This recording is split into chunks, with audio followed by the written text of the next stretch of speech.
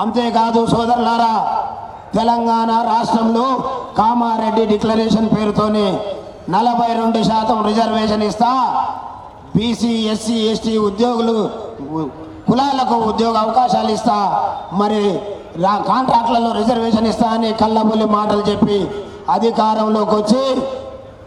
మరి 42% రిజర్వేషన్ లేకుండా ఇవాళ మళ్ళీ కుట్రలు చేసినటువంటి కాంగ్రెస్ పార్టీ కుట్రల్ని ఈ సమాజానికి తెలియజేసి మరి ఇవాళ 38% స్థానిక సంస్థల్లో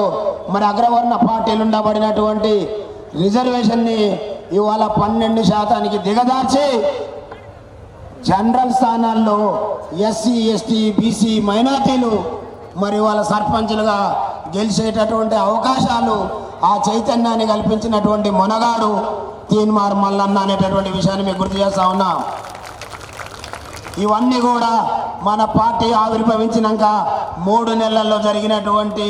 మరి అద్భుతమైనటువంటి విజయాలుగా మీ ముందు ఉంచుతూ ఇక మరి